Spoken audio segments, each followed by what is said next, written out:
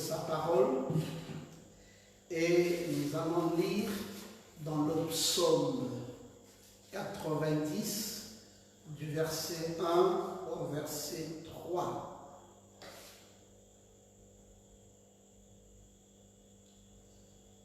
Prière de Moïse, homme de Dieu.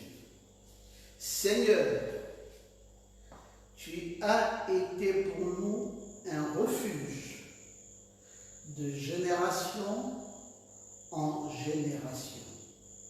Avant que les montagnes fussent nées et que tu eusses créé la terre et le monde, d'éternité en éternité, tu es Dieu. Amen. Tu as fait rentrer les hommes dans la poussière et tu dis, Fils de l'homme, retourne. Amen. Amen. Que Dieu bénisse la lecture de sa parole. Amen. Nous sommes heureux de développer un sujet aussi important et le sujet c'est l'éternité. Et dans le développement du sujet sur l'éternité, il m'a plu de vous montrer un certain nombre de choses. En développant le sujet sur l'éternité, que voici, nous avons commencé par lire Genèse au chapitre 3, du verset 21 au verset 24. Nous avons également lu Apocalypse au chapitre 10, du verset 5 au verset 7. Et dans Genèse 3, 21 à 24, je vous ai montré comment l'Éternel, au commencement des temps, après qu'il ait créé Adam, il avait planté 2 arbres dans le jardin d'Éden, qui étaient l'arbre de la connaissance du bien et du mal, et ensuite il y avait un arbre de vie. Puis Dieu dit, empêchant l'homme de prendre de l'arbre de vie, puisqu'il est devenu l'un d'entre nous, connaissant le bien et le mal. C'est ainsi que Dieu plaça des chérubins protecteurs pour empêcher que l'homme n'ait accès à l'arbre de vie. Il fallait donc savoir c'était quoi cet arbre de vie. Et je vous ai dit que cet arbre de vie n'était rien d'autre que l'éternité. Et alors, l'arbre de la connaissance du bien et du mal est le temporaire. Alors, depuis au prélude de la création, on s'est retrouvé avec l'éternité et le temporaire. L'homme qui est Adam et la femme qui est Ève n'avaient malheureusement pas accès à cette éternité et Dieu plaça des chérubins. Parce qu'ils avaient déjà pris part à l'acte de la connaissance du bien et du mal, l'acte du péché que le serpent ancien avait apporté dans ce jardin d'Éden. C'est ainsi que Dieu ne pouvait pas aussi à la fois donner à l'homme, Adam, accès à l'arbre de vie alors qu'il avait déjà connu le péché. Et donc il fallait d'abord régler le problème du péché. Et c'est Christ à la croix qui a donc réglé le problème du péché. Et ça durait combien de temps? Ça durait 4000 ans. Parce que d'Adam à Noé, 2000 ans sont passés, et de Noé à Jésus, 4000 ans. Et c'est après 4000 ans que Christ Jésus a payé le prix à la croix. Mais après qu'il ait payé le prix à la croix, l'accès à l'éternité n'avait pas encore lieu. La preuve, c'est que Jean s'est retrouvé dans l'île appelée Patmos et ne pouvait pas avoir accès à l'arbre de vie. C'est ainsi qu'il a pleuré de ce que personne n'avait été trouvé digne de prendre le livre ni de rompre les sceaux. Et Jean pleura, et pourtant Jésus avait bien payé le prix à la croix, sauf que l'accès à l'arbre de vie ou au titre de propriété incontestable ou encore au livre de la rédemption ou encore au 7e sceau n'avait pas accès. Il a donc encore fallu 2000 ans des âges de l'Église, suivant donc la période eschatologique des âges de l'Église, où Jésus a de nouveau fait 2000 ans dans la traversée du désert jusqu'à l'âge de Laodicée, le 7 âge de l'Église. Et c'est au 7e âge de l'Église que Dieu nous a envoyé son prophète du nom de William Marion Branham. Et comme Branham est arrivé, la mission qu'il avait, c'était justement la mission de l'arbre de vie, c'était la mission du 7e sceau, et Dieu l'a envoyé pour révéler le mystère des 7 tonnerres contenus dans les 7 sceaux et dans lesquels se trouvait le 7e sceau. Et William Branham a donc accompli cette mission pour que Dieu mette fin à l'âge de l'Église de Laodicée. C'est ainsi que maintenant, Dieu a donné l'accès à la vie éternelle, mais de 2 manières. Il donne l'accès à la vie éternelle dans une éternité intemporelle, hors du temps. Quand vous mourrez, par exemple, vous n'êtes plus dans le temps et vous avez la vie éternelle, une vie éternelle dans une éternité intemporelle. Et cependant, il donne aussi la vie éternelle, une éternité dans le temps, quand la parole s'est faite chair. Et alors, c'est de là, justement, que je prends le texte de ce jour, qui est le psaume 90, du verset 1 au verset 3. Quand vous lisez ce texte, vous comprenez bien l'éternité intemporelle et l'éternité dans le temps. Que déclare le texte?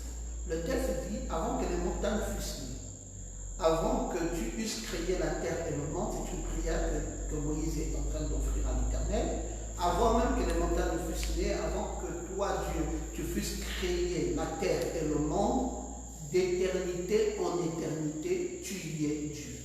Amen. Il est Dieu d'éternité en éternité. De quelle éternité s'agit-il? Il est Dieu d'éternité en éternité.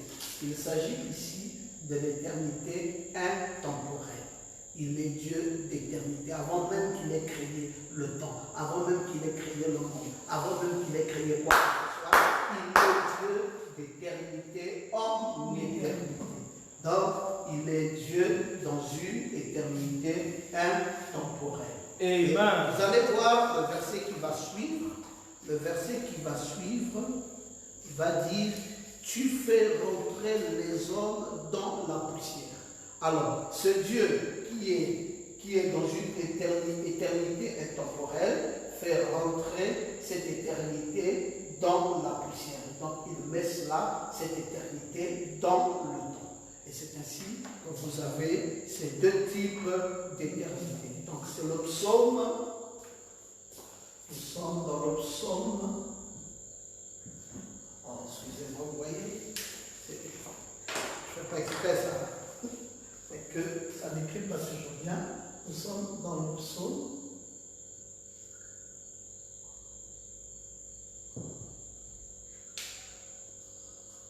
Psaume 90, du verset 1 au verset 3. Voilà, donc nous sommes dans le psaume.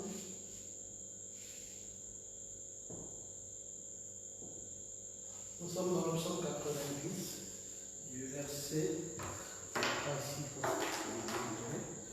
Nous sommes dans le psaume 90, du verset 1 au verset 3. Amen. Vous avez donc compris que d'éternité en éternité, il est Dieu, c'est dans une éternité intemporelle, et il fait rentrer cette éternité dans la poussière de l'homme, et il dit retourne. Alors l'éternité entre dans le temps, selon que nous venons de le lire ici dans le psaume 90. Gloire à Dieu. Alors, maintenant, qu'est-ce que nous pouvons dire? Quand il fait rentrer cette éternité dans la poussière, ça veut donc dire quoi exactement? Ça veut dire qu'il s'est fait homme. Le Dieu d'éternité en éternité s'est fait homme. Et quand on dit qu'il s'est fait homme, ça veut dire qu'il est incarné. Qui est incarné? Il est d'abord incarné en Jésus-Christ. Et c'est donc identifié ensuite par ses créatures. La parole s'est faite chair dans la personne de Jésus. Et de nos jours, ensuite, c'est la même sorte d'identification. Ça veut dire que notre Dieu, en employant le Seigneur Jésus-Christ, a montré le modèle qu'il va accomplir quand il prendra le Dieu créateur, le Dieu d'éternité en éternité. Dès lors qu'il sera kénossé, dès lors qu'il sera déversé. C'est pour cela que tout ce qui était en Dieu a été déversé en Jésus-Christ. Donc vous voyez, nous avons d'abord Dieu ici. Tout ce qui était en Dieu, ça veut dire quoi? La plénitude. Amen. A été déversé. Donc déversé. Ok? En Jésus-Christ. Maintenant, tout ce qui était en Jésus-Christ, toujours la même plénitude, a été à nouveau déversé en qui? En l'épouse. Amen. Donc vous voyez, c'est le même Dieu qui s'est déversé en Jésus-Christ, et c'est encore le même Dieu, la même plénitude qui s'est retrouvée en Jésus-Christ, qui a été déversé dans l'épouse. Et donc vous voyez le même modèle. Dieu s'identifiant à ses créatures. Le plus important à retenir, c'est qu'il est toujours le même et qu'on peut compter sur lui. Ce n'est pas une autre forme de Dieu. C'est toujours le même Dieu. C'est toujours la même forme de vision. C'est toujours la même éternité. Alors, si quelqu'un pense que Dieu peut avoir créé un autre modèle d'éternité, alors cette personne-là n'avait qu'à se détromper, parce que Dieu ne va pas créer un autre modèle d'éternité. Il va employer le même modèle qu'il s'est employé quand il s'agit de Jésus, le parent rédempteur. Quand il s'agit de Jésus, notre Goël, il va utiliser le même modèle pour aujourd'hui avec ses créatures. C'est le même modèle. C'est le Dieu identifié dans ses créatures. Vous savez, vraiment, on a parlé de Dieu identifié au travers de ses caractéristiques. C'est la même chose. Donc, le plus important à retenir, c'est celui-là. Maintenant, quand nous avançons dans le psaume 90 toujours, alors que nous parlons du verset 4 jusqu'au verset 6, il est dit là-bas, car 1000 ans sont à tes yeux comme le jour d'hier, quand il n'est plus, et comme une veille de la nuit. Tu es emporté, semblable à un songe qui, le matin, passe comme l'herbe, elle fleurit le matin, et elle passe, et on la coupe le soir, et elle sèche. Voilà comment Dieu s'identifie. Pour Dieu, 1000 ans, vous le savez bien, sont comme un jour. Donc nous sommes dans l'histoire à un moment précis, mais Dieu a toute l'histoire devant les yeux. Nous sommes dans l'histoire, mais Dieu a toute l'histoire devant les yeux. Donc, vous comprenez? Parce que pour lui, 1000 ans sont comme un jour. Ne perdez jamais de vue cela. Donc quand vous pensez que vous avez mis longtemps, Dieu, quelqu'un a vécu 100 ans, mais pour Dieu c'est quoi alors? Pour Dieu c'est rien du tout. Il n'a pas vécu, oui. Parce que Dieu, c'est le Dieu d'éternité en éternité. Amen. Donc, quand vous pensez avoir vécu longtemps, vous n'avez rien fait du tout. C'est un clin d'œil chez le Seigneur. C'est un clin d'œil chez Dieu. C'est le Dieu immensement grand. C'est le Dieu qui est éternel. Amen. Il dit que pour lui, 1000 ans sont comme un jour. Alors, 100 ans, ben écoutez, si vous prenez 1000 ans, vous enlevez 100 ans, alors 100 ans, vous prenez 21 jours, vous divisez encore par 10, je ne sais pas ce que vous allez retrouver là-bas, vous allez retrouver, parce que c'est 24 heures un jour, vous allez retrouver 2,4 heures. Et voilà un peu ce que ça représenterait, 2,4 heures, c'est rien du tout pour Dieu. Et donc vous voyez, et c'est ça qui aura été vos 1000 ans d'existence. Donc ça ne représente que 2 heures aux yeux de l'Éternel. Donc Dieu, c'est le Dieu éternel. C'est pour ça qu'il est important. Donc quand tu auras 100 ans, chez Dieu, tu as vécu que 2 heures de temps. Alors que tu peux vivre 100 ans. Mais 100 ans chez Dieu, ça veut dire que tu as vécu 2 heures. Tu n'as même pas, donc tu viens de naître, la maman a mis la marmite au feu avant que la marmite ne soit cuite, tu es déjà mort. Et voilà, 100 ans, un vieux de 100 ans, voilà ce que Dieu pense de lui. Il pense que c'est juste une cuisson d'une marmite de riz. Donc, vous voyez, ce Dieu existe d'éternité en éternité. Quand vous prenez le psaume, parce que là je vous ai passé le psaume 90, je vous ai dit le verset 4 à 6 pour vous expliquer le phénomène d'éternité en éternité. Prenons un peu aussi le psaume 93 et puis nous lisons le verset 2. J'aime quand les gens sont bibliques. On ne peut pas dire qu'on est dans le message et on veut révéler les mystères de la parole sans être capable de puiser ces mystères dans la Bible, ce livre éternel de Dieu, la Sainte Bible. Nous remarquons de plus en plus les jeunes prédicateurs.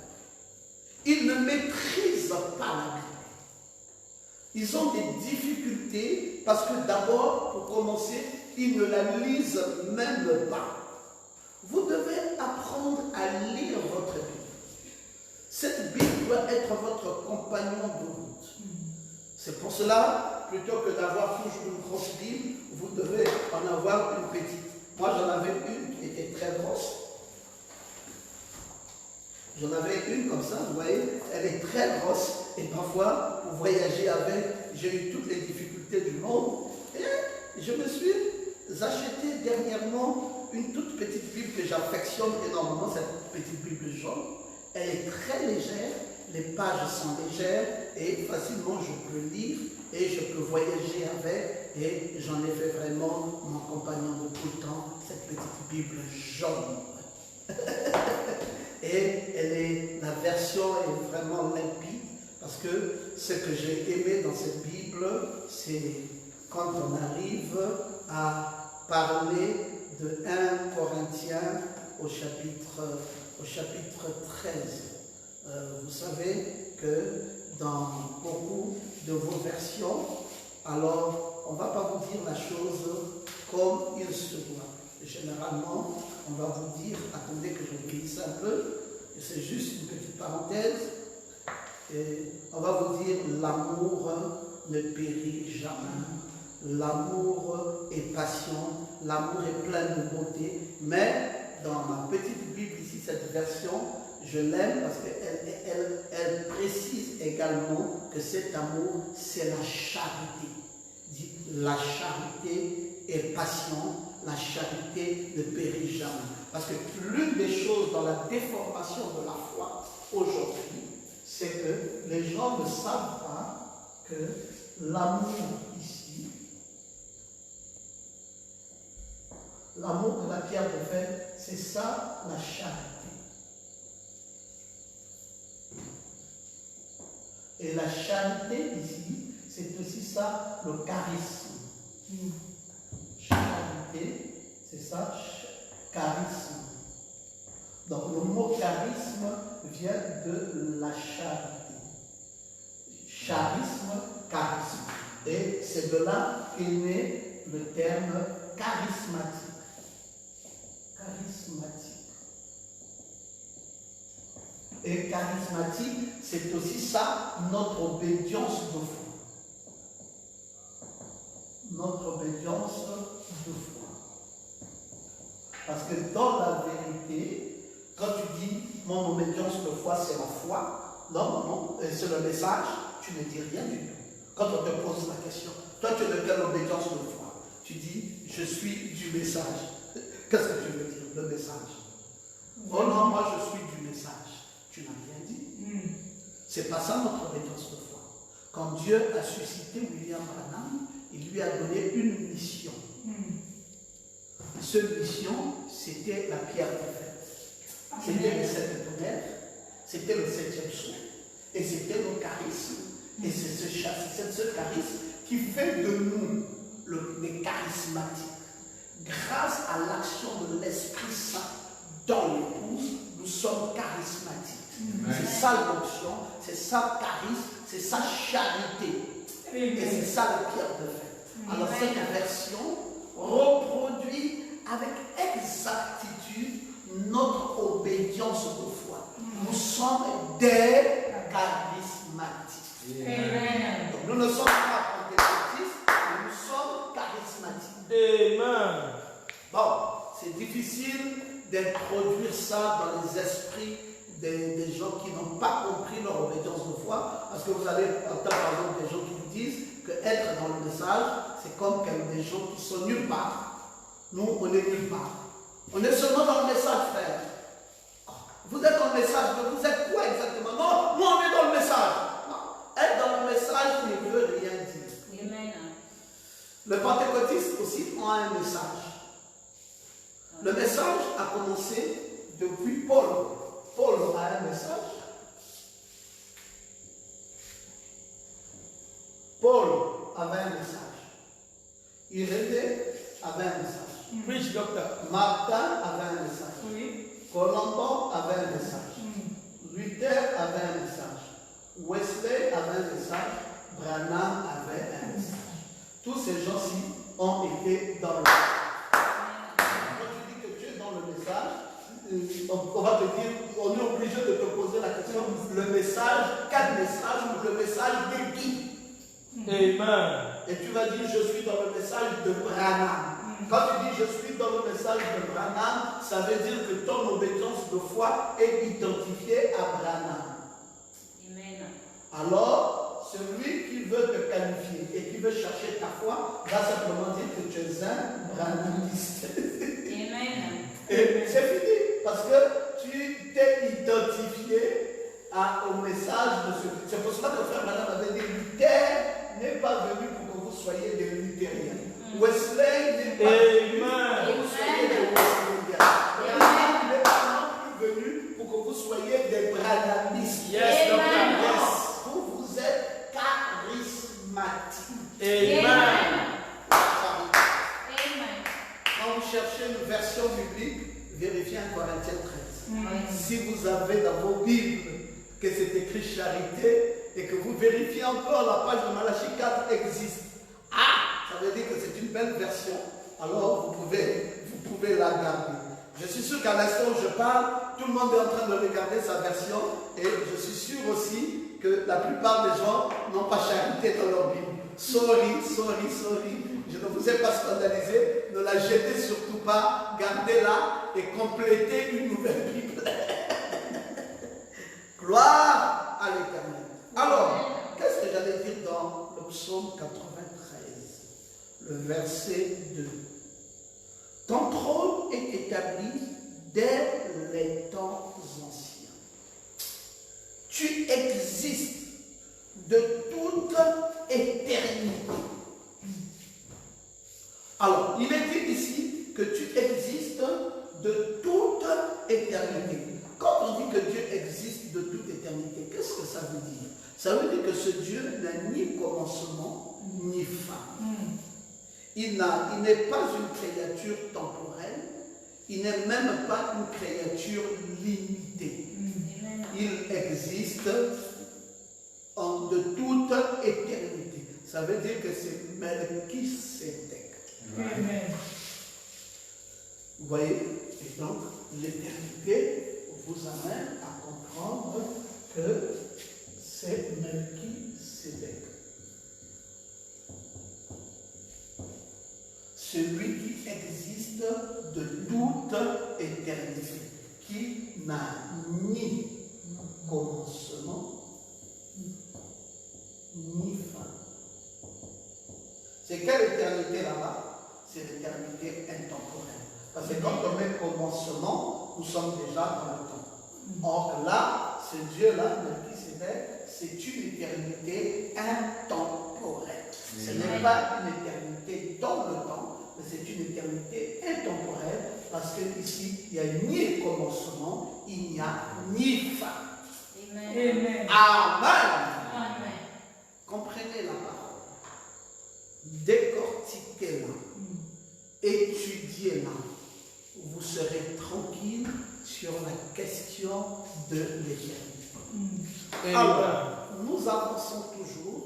Nous sommes dans Jean au chapitre 6, du verset 57 au verset 53.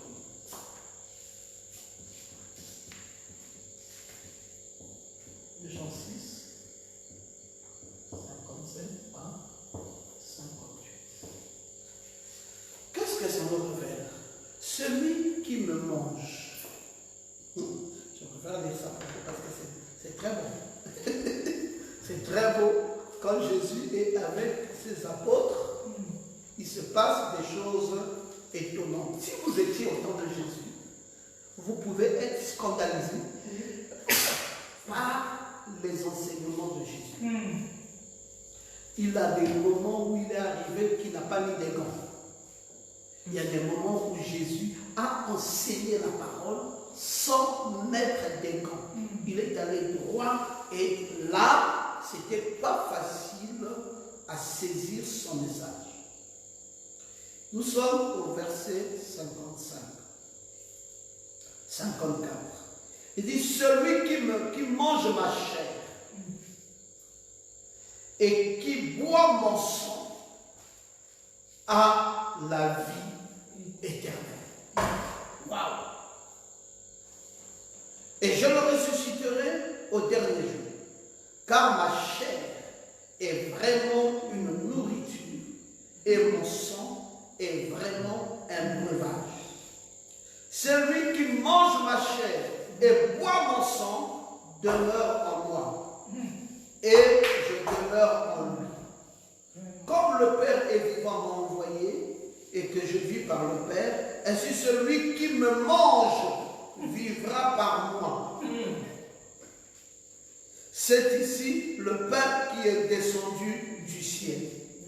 Il n'en est pas comme vos pères qui ont mangé la manne et qui sont morts. Mais celui qui mange ce pain vivra éternellement.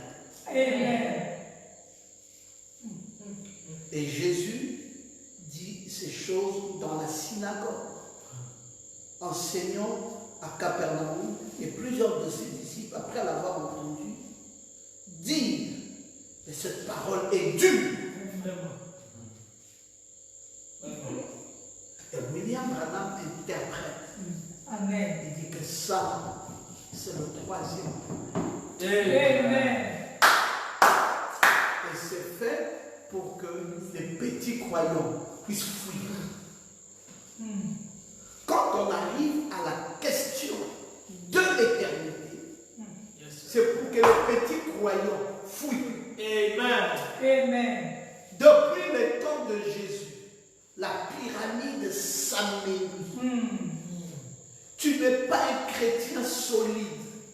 Tu ne peux pas supporter ça. Amen. Si on te dit, d'accord, tu auras la vie éternelle, plus tard, c'est aisé. Tu dis, d'accord, l'éternité viendra plus tard. Mais quand quelqu'un, un être humain, se tient devant toi et te dit que tu m'as vu, tu dis, oui, mais je te vois bien. Il dit, bon, tu veux quoi? Il dit, je veux la vie éternelle. Il dit, mange ma chair et bois mon sang. Oh,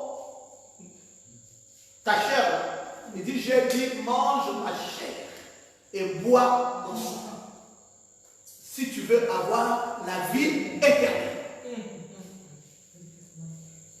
Les détracteurs de Jésus qui étaient dans les coins, qui ont entendu ça, ont couru, sont allés dire aux gens, on vous avait dit que cet homme ne fallait pas le suivre. C'est un cannibale.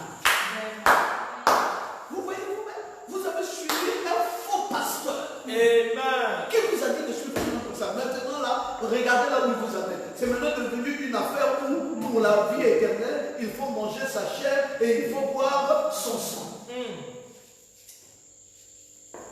Mes frères, est-ce que c'est en réalité vrai que Jésus voulait qu'on mange sa chair et qu'on boive son sang? C'est pas vrai. Amen. C'est pas ce que Jésus disait. Oh mais papa, il vient de le dire lui-même. Oui, il a dit, tu as entendu et tu as compris. Mais tu n'as pas saisi le sens Yes, sir. de ce que ça veut dire manger sa chair et boire de son sang. Correct.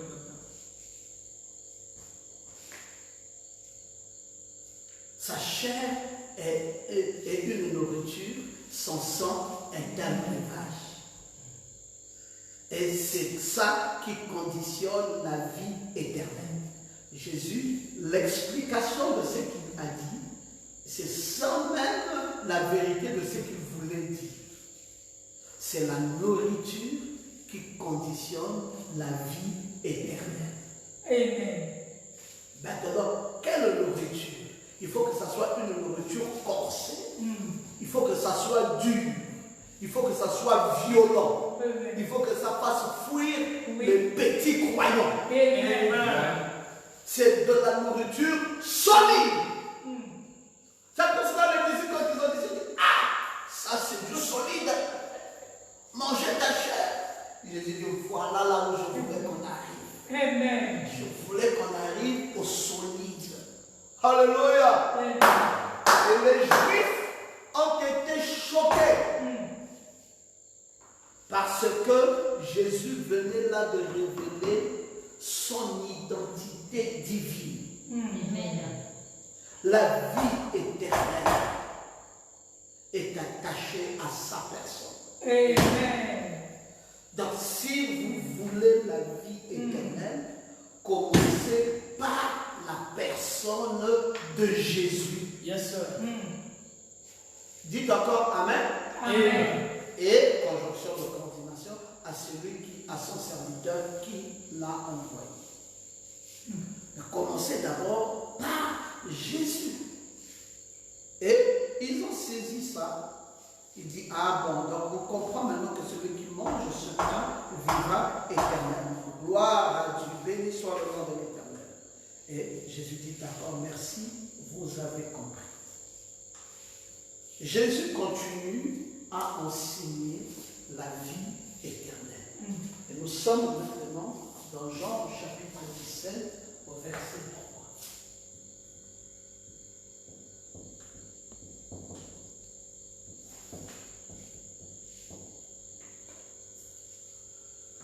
Oh, l'éternité, c'est magnifique de connaître cette doctrine sur l'éternité. Jean 17, le verset 3. Or, la vie éternelle, c'est qu'ils te connaissent, toi, le seul vrai Dieu, et celui que tu as envoyé, Jésus-Christ. Je t'ai glorifié sur la terre, j'ai achevé l'œuvre que tu m'as donné à faire. La vie éternelle, c'est qu'ils te connaissent, toi, le seul vrai Dieu, et celui que tu as envoyé, virgule, Jésus-Christ. Si quelqu'un lit ça, il va dire que vous avez vu, il existe deux dieux. Le seul vrai Dieu et que le seul vrai Dieu là a envoyé Jésus. Mais toi, qui as la révélation, tu sais que le seul vrai Dieu, c'est déjà Jésus-Christ lui-même. Amen. Et celui que Jésus-Christ envoie est Jésus-Christ autre que ce Jésus-Christ de la peinture d'Hoffmann. Je vous prends un exemple simple. Si je ne suis pas là et que Maman Goma est au centre-ville, on dit Goma, s'il y a 100 femmes là, elle va se retourner. Vous dites, c'est moi que vous appelez? Et toi, tu me dis, est-ce que toi, c'est Goma? Il dit, oh, mais moi, c'est Madame Goma. Lui, c'est Monsieur Goma. Moi, c'est Madame Goma. J'ai le même nom, je porte le même nom que mon époux. Donc, celui qui est envoyé, comment pensez-vous qu'il ait un nom différent que le nom de Jésus? C'est lui qui est envoyé porte le même nom de Jésus-Christ. Cette épouse dont je vous ai parlé ici, vous pensez que c'est qui? C'est Jésus-Christ. Bon, quand Dieu a déversé tout ce qui était en Jésus-Christ, c'était quoi qu'il avait déversé? Dieu d'abord est quoi là? Ici, il est colonne de feu. Quand il se déverse, c'est la colonne de feu qui vient et qui incarne. Incarne la chair de Jésus et Jésus devient la plénitude. Lui seul devient la plénitude de la divinité. Mais quand Jésus-Christ prend encore la même plénitude, donc la même colonne de feu, et déverse sur l'épouse, il ne déverse pas ça sur une personne. Il déverse ça sur toute l'épouse. Amen. Les milliers de personnes que nous sommes. Et toutes ces milliers de personnes, c'est elle qu'on appelle Madame Jésus-Christ. Amen. Dites encore Amen très bien. Amen. Oh, est-ce que ce n'était pas Branham seul? Non. Branham, si vous voulez le prendre en isolement, vous le prenez comme une gerbe agitée. Amen. Alors, je ne suis pas en train d'enseigner sur la divinité. Et cette gerbe agitée, c'est une prémisse de la moisson. C'est pour cela que quand Dieu a créé la prémisse, ça veut dire que le reste de la moisson est agréé. Et Branham est une prémisse de la moisson. Mais la prémisse de la moisson est dans la moisson. Amen. La prémisse de la moisson n'est pas hors de la moisson. La prémisse de la moisson est dans la moisson. Amen. C'est pour cela que quand Dieu a identifié William Branham, il l'a identifié comme une gerbe agitée. Et Dieu l'a créé pour que le reste de la moisson aussi soit agréé. Mais la plénitude qui était en Jésus-Christ est déversée dans l'épouse.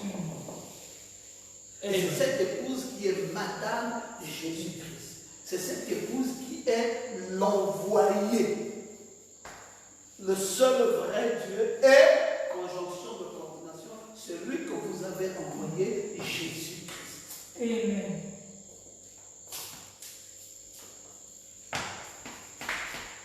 C'est-à-dire, le seul vrai Dieu, celui qui est venu dans le temps, c'est-à-dire qui est entré dans sa création. Jésus-Christ. Mais Jésus-Christ là-même, c'est qui? Jésus-Christ là-même, c'est déjà le nom de Dieu lui-même. Amen. Vous vous rappelez qu'il a dit ici que Père sanctifie le nom que tu m'as donné. Ah, le produit qu'on a mis sur le tableau là. Ça m'a rendu. On avait mis le produit pour effacer le tableau. Et quand je me suis approché, j'ai aspiré l'alcool. Vous voyez donc que c'est important de comprendre que Jésus-Christ, c'est Dieu lui-même. Amen. Notre Père qui es aux cieux, que ton nom soit sanctifié. Le nom là, c'est le nom de Jésus qui est sanctifié. Que ton règne vienne, que ta volonté soit faite. C'est Dieu. C'est Jésus-Christ. Et le Fils qui a porté ce nom, c'est simplement que Jésus s'est kénosé en plénitude sur le Fils. Et Amen. c'est encore la même réalité à travers l'épouse. Pour les questions de quoi, mes amis? Pour les questions de la vie éternelle. Dieu a connu d'avance et a aimé ceux qui se sont convertis au cours de l'histoire. Attends, lisons un peu Éphésiens 1, 3 à 6.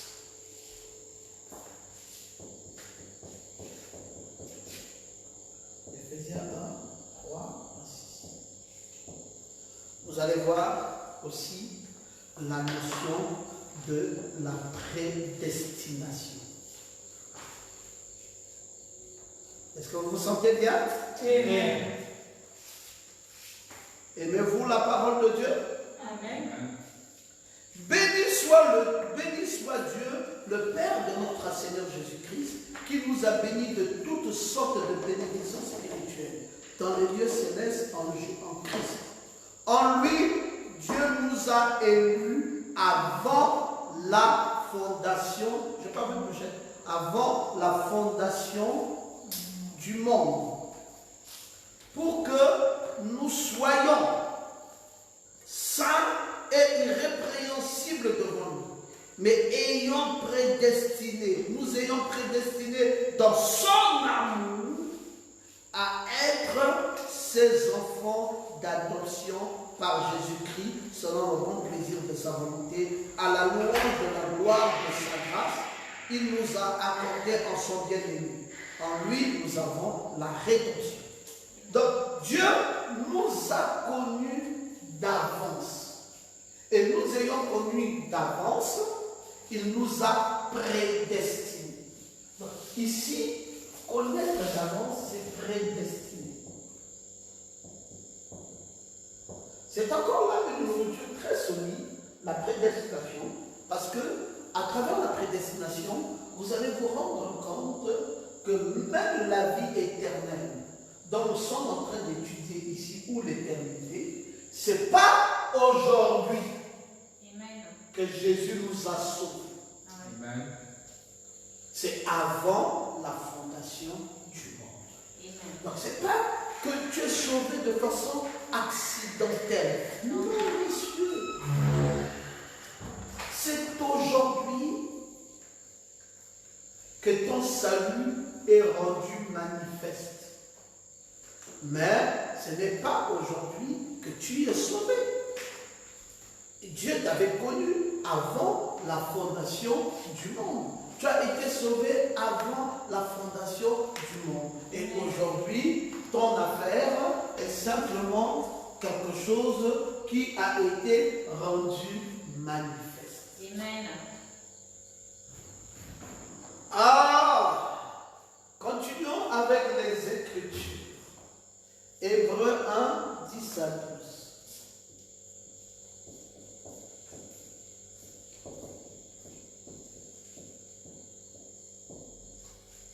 Vous allez encore vous rendre compte que je continue à vous enseigner. Je continue à vous enseigner quelque chose de magnifique dans les Écritures. Et j'aimerais que vous puissiez le lire encore avec moi. Toujours dans Hébreu. Tu es le même. Ça veut dire quoi? Ça veut dire qu'on peut toujours compter sur lui, car il ne change pas. Par contre, cette création a une fin. Mais lui, ce Dieu, c'est un Dieu qui n'a pas de fin. Il demeure éternel et il vit d'éternité en éternité.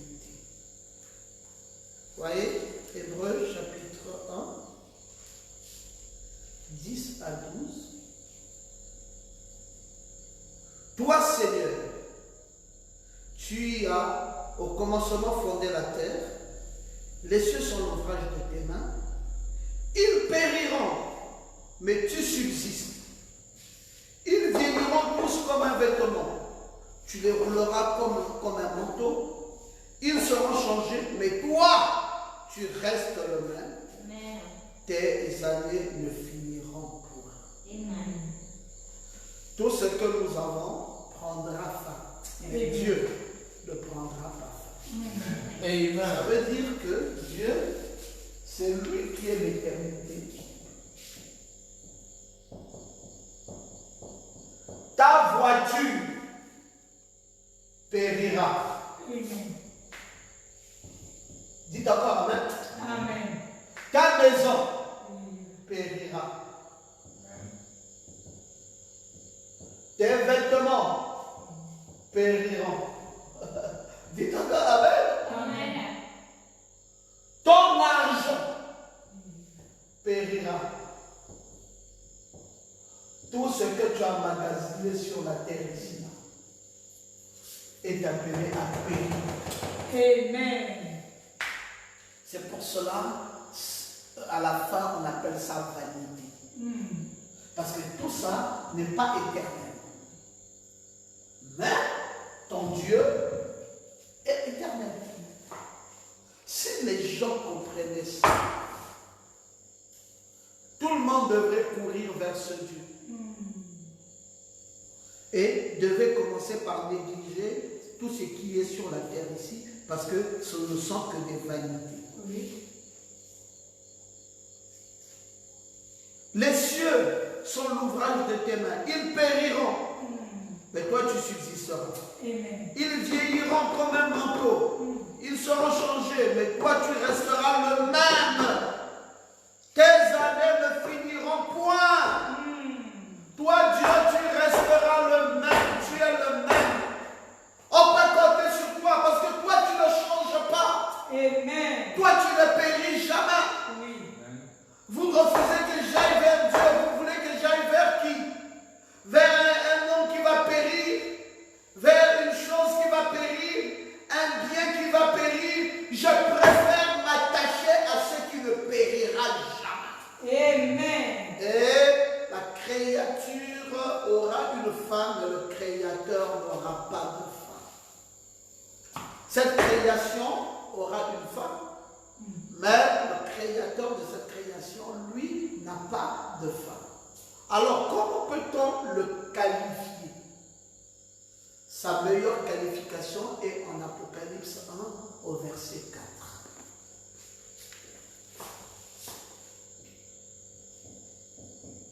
En Apocalypse 1, le verset 4. Je veux lire pour vous cette écriture. Alors, il y a des gens, quand on lit la Bible, ils sont gênés. Ils n'aiment pas. Ils se sentent étouffés. Apprenez à aimer la Bible. Très important. Genre aux 7 églises qui sont en Asie. Que la grâce et la paix vous soient données de la part de celui qui est, qui était et qui vient devant son trône. De la part de qui? De la part de celui qui est, qui était et qui vient. Celui qui est, qui était et qui vient. Trois choses qu'on a. Qui est, c'est le présent. Qui était, c'est le passé. Qui vient, c'est le futur. Le même hier, c'est le passé. Aujourd'hui, c'est le présent. Aujourd'hui et éternellement. Aujourd'hui. Aujourd'hui, hier, aujourd'hui et éternellement. Qui est, qui était et qui vient. Hier, aujourd'hui et éternellement. Hébreux 13, 8 va se composer à Apocalypse 1, 4. Le même hier qui était, aujourd'hui qui est, éternellement qui est. Hier en qui? Hier en Moïse, aujourd'hui en qui? En Jésus, éternellement en qui? En l'Église. C'est le même Dieu dans la même composition telle que je vous l'ai dévoilé ici. Hier, aujourd'hui et éternellement. Hier dans la colonne de feu, aujourd'hui dans la personne de Jésus, éternellement dans l'épouse. Dieu est éternel dans l'épouse. Amen. Alors Jésus avait dit qu'aujourd'hui, si vous parlez du mal de moi, ce n'est pas un problème. Mais quand il sera incarné dans l'épouse, parler du mal de moi, c'est un blasphème. Il faut faire attention sur la position de Dieu dans l'épouse. Et l'éternité est vraisemblablement aujourd'hui installée dans le monde dans lequel nous vivons au travers de l'Église. Amen. Que cette Église se reconnaisse. Que cette Église ne se sous-estime pas. Et donc, Jésus-Christ que je viens de vous présenter là, c'est lui l'arbre de vie qu'il y avait dans ce jardin d'Éden.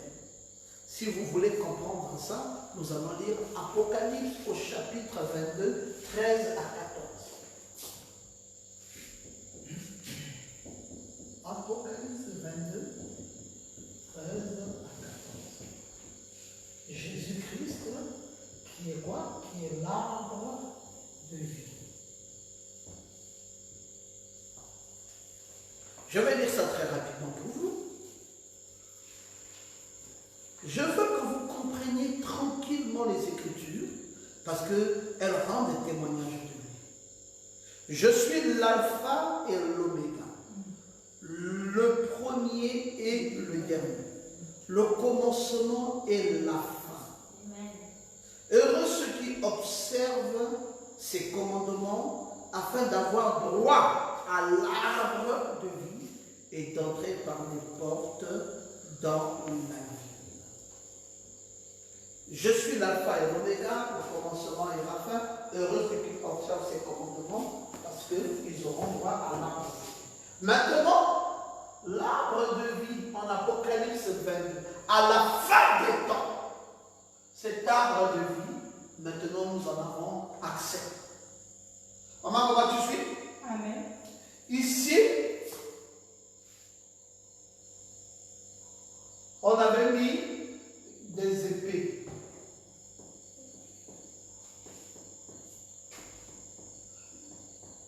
Des chérubins avec des épées pour nous empêcher d'avoir l'arbre de vie. Vous vous souvenez? Amen. Maintenant, quand nous venons ici en Apocalypse 22, 13 à 14, Jésus-Christ devient cet arbre de vie. Maintenant, l'Écriture révèle cet arbre de vie Jésus-Christ pour lequel, si nous l'avons, nous avons maintenant droit à la vie éternelle. Amen. Donc, toute l'Écriture se balade. Il n'y a aucun verset qui contredit un autre. C'est la raison pour laquelle le prophète William Branham avait dit que quand vous lisez la Bible, si vous ne voyez pas Jésus, relisez encore. Amen. Parce que Jésus est dans chaque verset. Oui. Alors, qu'est-ce que donc la vie éternelle? Vous comprendrez que nous reviendrons là-dessus. Plusieurs textes vous ont déjà démontré la vie éternelle. Mais il y a un texte qui est important dans lequel je souhaiterais que tu aies connaissance de ça. C'est un texte qui est connu de tout le monde. C'est Jean au chapitre 3, le verset 16. Et un autre, Jean 6, le verset 40.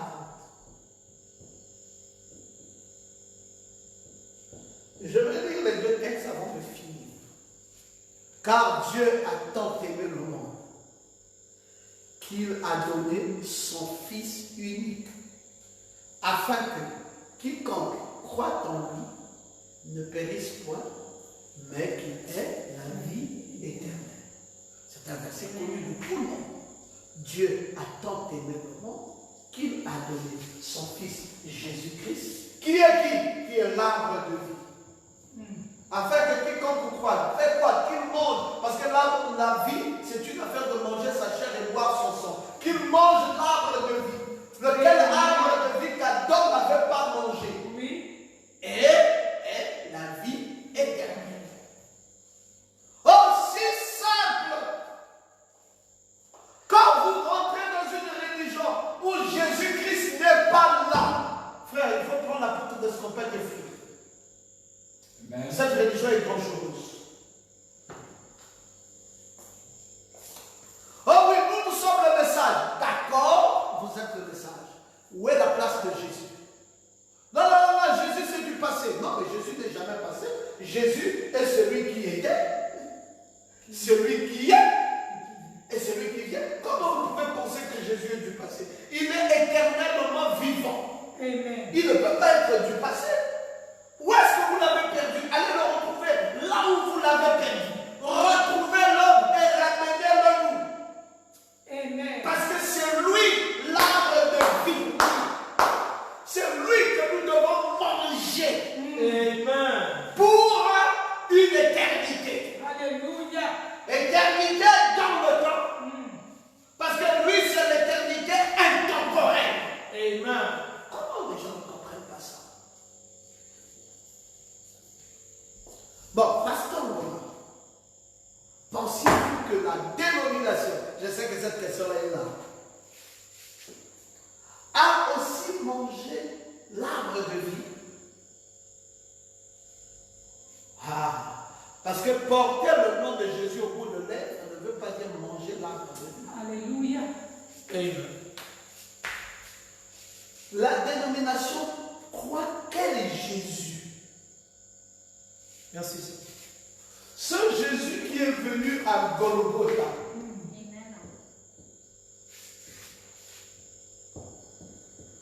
Et là où la dénomination s'est plantée. Mais Jean, dans l'île de Patmos, a vu que personne n'était trouvé digne de prendre le livre en Apocalypse chapitre 5, de le regarder ni de l'ouvrir. Et Jean a pleuré. Parce que personne n'avait été trouvé digne. Et on lui a dit, le lion de la tribu de Juda, le rejetant de David, a été trouvé digne. Et il s'est retourné, il a trouvé l'agneau immolé. Bon, vous avez le Jésus de Golgotha ici. Vous avez cet agneau. Mais avez-vous l'agneau à 7 corps? Il faut continuer. Il faut nous retrouver cet agneau à 7 corps et 7 yeux. C'est là, mes frères, où la dénomination est plantée. Ils n'ont pas évolué avec l'agneau à 7 cornes et à 7 yeux. Les 7 yeux ici, c'est quoi? Ce sont les 7 étoiles, les 7 messagers. Donc il faut prendre Jésus et l'amener dans les étages de l'Église. Parce que c'est à la fin du 7e âge que l'on récupère à nouveau l'arbre de vie. Amen. Qui vient sous la forme de 7 sceaux. Amen. Dans lequel la vie est même dans le 7e sceau. Parce que là, il y a 7 tonnerres. Et cet arbre de vie qui vient dans les 7 sceaux, et plus précisément dans le 7e sceau, là où il y a les 7 tonnerres, et c'est qu'il faut manger. Amen. Mais pourtant Jésus est important. c'est Jésus ici dans sa continuité. Amen. Et Jésus dans sa continuité est en train de se déverser, de se kénosser dans son nom. Amen. Beaucoup seront surpris. C'est là où vous lisez l'écriture qui dit, mais Seigneur, je t'ai servi. Il dit, éloignez-vous de moi, ouvrier d'iniquité. Maman, comment on ne peut pas servir Jésus-Christ aujourd'hui et ne pas reconnaître son message? Amen. Amen. Parce que Jésus aujourd'hui parle par la bouche d'un prophète. Amen. Bon, vous acceptez Jésus, acceptez-le vrai, dans toute sa vérité biblique. De la Genèse à l'Apocalypse. Ne vous arrêtez pas du chemin. C'est là où on dit dénominationnel. Parce que la révélation n'est pas arrivée à son terme. Tu t'es arrêté en mi-chemin. Tu dis oui, mais je suis heurté parce que je ne peux pas croire dans un homme. Au temps de Noé, il fallait croire dans un homme. L'homme c'était qui? C'était Noé. Si tu ne croyais pas dans Noé, tu étais perdu. Et Luc 17:30 va dire, ce qui s'est passé au temps de Noé se passera de même au jour de l'avènement du Fils de l'homme. Bon, nous sommes en ce temps, au jour de l'avènement du Fils de l'homme. Au temps de Noé, Jéhovah était toujours là, mais il y avait un homme qui était son messager prophète. Amen. Au temps d'aujourd'hui, au temps du Fils de l'homme, et Jésus-Christ est toujours là, mais il y a son messager qui est son messager prophète. Et il s'appelle Branham. Amen. L'arbre de vie. Ce n'est pas que Branham est mort pour toi, c'est Jésus qui est mort pour toi. Amen. Mais cet arbre de vie, ce titre de propriété incontestable, ce livre scellé de 7 sceaux, que les chérubins avaient protégé, Dieu a mis ça dans un vase. Amen. Un vase de terre. Oui. Dans le ministère du 3e poule. La nourriture qu'il fallait. Parce que le premier poule était à l'est, le deuxième poule était à l'est, mais le 3e poule est à l'ouest. Et le 3e poule, ce sont les anges.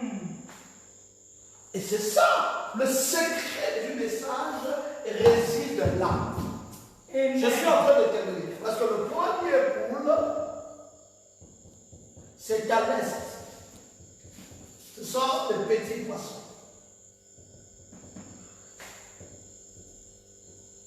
Le deuxième poule, c'est encore à l'est. Un peu des gros poissons. Sarah, mais le 3e poule, qui ne mange de la chair de bois de moisson, est à l'ouest. Et là, ce sont des anges. Ici, c'est pour attirer notre attention. C'est pour cela, c'est la guérison divine. Ici, c'est encore pour attirer notre attention. C'est pour cela, c'est la prophétie. Amen. Mais ici, ce n'est plus pour attirer notre attention. C'est la plénitude de la parole. Alléluia.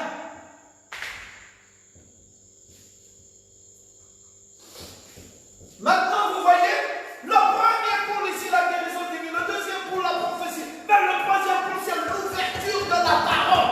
Amen. Qui ne mange de ma chair et boit de mon sang. Sinon, il n'a pas la vie éternelle. Et là, la vie éternelle est venue dans le 3e pôle, à l'ouest, avec les anges.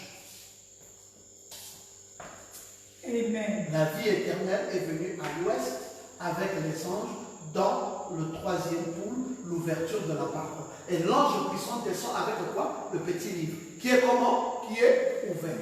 C'est pour cela qu'il dit il n'y a plus de temps. Ça veut dire que nous sommes maintenant entrés dans l'éternité. Il dit il n'y a plus de temps. Amen. Nous rentrons maintenant dans l'éternité.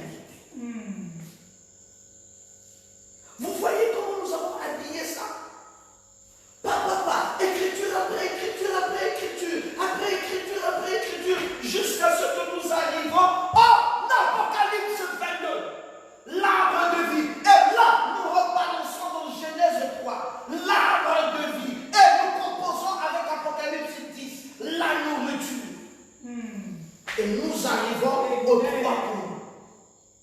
La parole a été enseignée par un prophète. Amen. Dieu nous a envoyé un docteur de la parole pour nous positionner dans les Écritures. C'est du solide.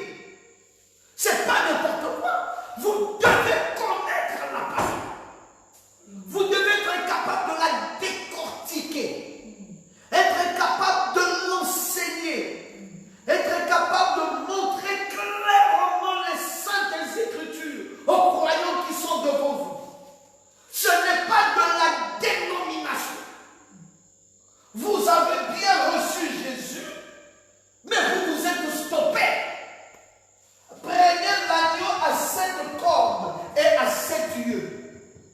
Amenez cet agneau jusqu'au titre de propriété incontestable. Amenez cet agneau jusqu'à l'arbre de vie. Amenez cet agneau jusqu'en Apocalypse 22, 13 à 14. Amenez cet agneau jusqu'à l'Apocalypse 10, 5 à 7. Amenez cet agneau à devenir la nourriture qui ne mange de ma chair et ne boit de mon sang. Amenez cet agneau jusqu'au 3e poule. Amenez cet agneau jusqu'à la lignée. Amen. Le fondement fondamental de la parole, la doctrine pure de l'Église. Ce qui convient à l'Église de croire en nos jours. C'est une grâce étonnante Oh, Yahweh. que Dieu t'a faite de te révéler les Écritures, de Amen. te révéler sa parole, de te démontrer son amour. Si Dieu ne t'avait pas aimé, il ne te donnerait pas tout ça. Si Dieu s'est permis de te donner tout ça, c'est parce qu'il t'aime. Amen. Je termine en vous disant ceci, Jean 6, 40. La volonté de mon Père, c'est que quiconque voit le Fils et croit en lui a la vie éternelle et je le ressusciterai au dernier jour. Pas quiconque voit l'enfant, mais quiconque voit le Fils, le Ios. Parce qu'un enfant nous aimait, mais un Fils nous est donné. Amen. Et il y a beaucoup de ces croyants qui veulent toujours demeurer des enfants. Vraiment. On doit les dorloter chaque fois dans leur foi. Oh papa, pourquoi tu ne vas plus à l'église? Un bébé, il faut dorloter. Est-ce qu'on peut dorloter quelqu'un qui a la vie éternelle? Si tu as réalisé que la vie éternelle que tu as, c'est Dieu qui te l'a donnée, comment peux-tu penser qu'on va encore te dorloter? Eh bébé, pourquoi tu ne vas plus à l'église? Bébé, pourquoi tu ne payes plus la dîme? Bébé, et qu'est-ce qui s'est passé? Bébé, j'ai été coronisé par Corona. Bébé, ma foi s'est éteinte. Bébé, la foi de quelqu'un va s'éteindre par un coronavirus. C'est une honte. Amen. Si la vie éternelle est dans ton âme, il n'y a aucun coronavirus qui peut embrouiller ta foi. Amen. Tu vas demeurer ferme dans le Seigneur.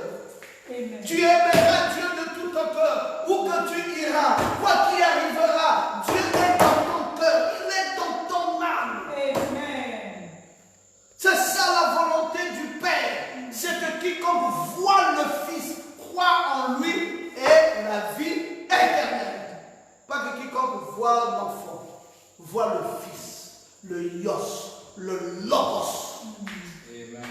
Ce Fils-là, c'est le Logos. Amen. C'est celui qui donne la vie éternelle, la seule forme de vie zoé. Béni soit le nom du Seigneur. Amen. Alors, lorsque nous entendons parler de la vie éternelle, nous pensons à cette vie après la mort que Dieu promet à ceux qui ont mis leur confiance dans le Seigneur Jésus-Christ. Vivre au ciel pour toujours. C'est comme ça que nous pensons. C'est bien là un des aspects de la vie éternelle. Mais ce n'est pas l'aspect entier de la vie éternelle. Parce qu'il y a la vie éternelle dans une éternité intemporelle. Je suis mort, je ne suis plus dans le temps, je ne suis plus compté, je suis hors du temps. Maintenant, là où je parle, Dieu m'a donné une forme de la vie éternelle. Mais il faut retenir que la vie éternelle, c'est pas ça la complète vie éternelle. La définition plus complète de la vie éternelle, c'est qu'il faut encore ramener cette vie éternelle dans le temps. Amen. Gloire à Jésus. Amen. Je crois que vous comprenez ces choses que Dr Ngoma est en train de développer pour vous. C'est pour cela, la vie éternelle, c'est connaître. Jean 17, 3, je vous l'ai mis quelque part là-bas. Or, la vie éternelle, c'est qu'ils te connaissent, toi, le seul vrai Dieu, et celui que tu as envoyé. La vie éternelle, c'est vivre en présence de Dieu. La vie éternelle est attachée à la connaissance. Amen. C'est qu'ils te connaissent, toi, le seul vrai Dieu, et celui que tu as envoyé. Oh, pasteur, on va vous enseigner. Est-ce que c'est ça? Est-ce qu'on a besoin de ça pour la vie éternelle? Bon, vous allez le connaître comme connaître, le mot connaître. Vous savez c'est quoi? C'est la connaissance. Nous avons besoin de ceux qui ont la connaissance. Amen. C'est très important. La vie éternelle, tu es là, tu vis en présence afin de pouvoir les connaître avec plénitude, vivre dans leur vie. Car notre vie humaine ici est limitée. Notre vie humaine est mortelle. Mais il y a des choses que nous ne pouvons pas entièrement connaître de Dieu durant notre vie, comme Paul l'a dit. À présent, 1 Corinthiens 13, 12, je suis en train de terminer. À présent, nous ne voyons pas les choses clairement. Nous les voyons comme dans un miroir. Mais plus tard, nous sommes au temps de Paul, à l'âge d'Éphèse. Verset en train de finir. À présent, c'est ici, avec écrit Paul, nous ne voyons pas les choses clairement. Dites encore Amen. Amen. C'est pour ça que je dis que si Paul venait, il va s'asseoir. Oui. Parce qu'ici, lui-même, Paul ne voyait pas les choses clairement. Nous sommes quoi? 1 Corinthiens 13, 12. À présent, nous ne voyons pas les choses clairement. Quand est-ce qu'on va les voir clairement? Suivant Paul. Nous les voyons comme dans un miroir. Mais plus tard, Smyrne, Pergame, Thyatire, Sardes, Philadelphie, Laodicée. Plus tard! Donc tard, nous arrivons jusqu'à la nuit profonde. Pas au temps du soir, mais au temps de la nuit profonde. Plus tard, dans cette nuit profonde, qu'est-ce qui va se passer? Maintenant qu'à présence, nous verrons face à face. À présent, je ne connais pas tout. Mais plus tard, je connaîtrai comme Dieu me connaît. Amen. Plus tard, la promesse de plus tard, c'est quoi, papa? La promesse de plus tard, c'est la promesse de la connaissance. Amen. La connaissance. Ceux qui connaîtront leur Dieu feront des exploits. La connaissance. Plus tard. Nous connaîtrons, je connaîtrai comme Dieu me connaît. La dénomination s'est arrêtée. Le message a avancé. Les charismatiques ont avancé avec la connaissance. Nous sommes maintenant au sommet de la connaissance. Que le Seigneur vous bénisse. Amen.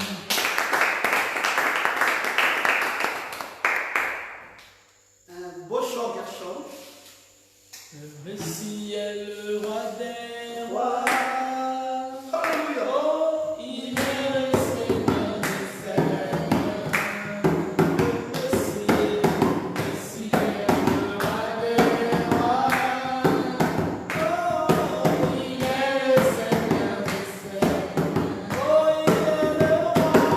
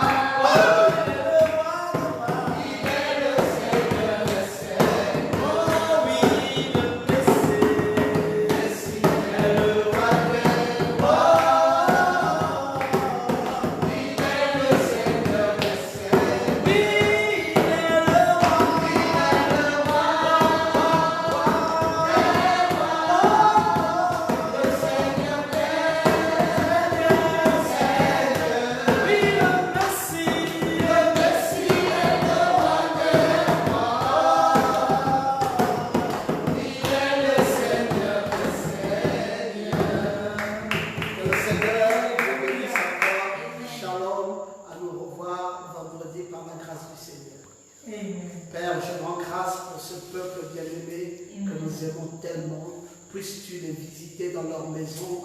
Puisses-tu accorder à chacun d'eux de connaître le seul vrai Dieu et celui que tu as envoyé, Jésus-Christ. Père, nous sommes reconnaissants. Ta parole est vraie. Puisse-t-elle se faire chair en nous dans la dispensation du troisième poule. Accorde qu'il en soit ainsi, Père, dans le parfait nom de Jésus-Christ. Amen. Amen. Que Dieu vous bénisse.